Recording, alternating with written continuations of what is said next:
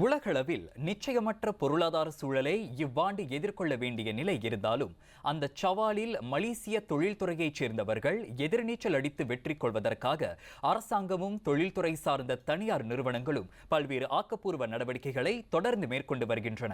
அதன் தொடர்ச்சியாக தொழில்துறை வல்லுநர்களை ஒருங்கிணைத்து 6வது முறையாக தேசிய அளவிலான பொருளாதார கருத்தரங்கு ஒன்றினை NCCIM எனப்படும் மலேசிய தேசிய வர்த்தக மற்றும் தொழில்துறை சபை நடத்தவிருப்பதாக அதன் உதவி தலைவர் டத்தோ டாக்டர் AT குமாரராஜா தெரிவித்தார்.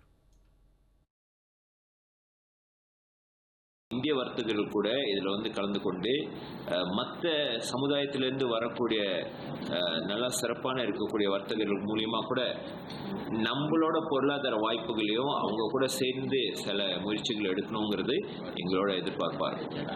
கடந்த ஆண்டு இக்கருத்தரங்கை ஏற்பாடு செய்திருந்த போது பல்வேறு அமைச்சுகள் முழுமையான ஆதரவு வழங்கியிருந்ததோடு அமைச்சர்களும் அரசாங்கத்தை சார்ந்துள்ள துறை மற்றும் இலாகாக்களின் அதிகாரிகளும் இதில் கலந்து முழுமையான ஆதரவை வழங்கியிருந்தனர்.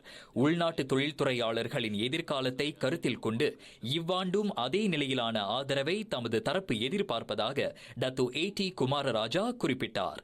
நிச்சயமா இது பெரிய இந்த NCCM இது ஒரு ஃபிளாக்ஷிப் ஈவென்ட்.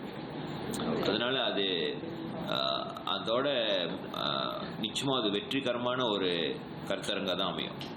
மாற்றத்தில் ஓர் உலகம், சீர்குலைவு காலத்தில் நாட்டின் பொருளாதார எதிர்காலத்தை பாதுகாத்தல் என்ற கருப்பொருளில் ஜூலை 2ஆம் தேதி இக்கருத்தரங்கு நடைபெறவிருக்கிறது.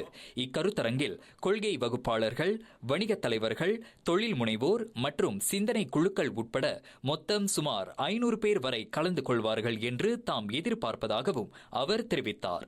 இந்த கருத்தரங்கு தொடர்பில் இன்று கோலாலம்பூரில் நடைபெற்ற செய்தியாளர் சந்திப்பில் குமாரராஜா இதனை தெரிவித்தார்.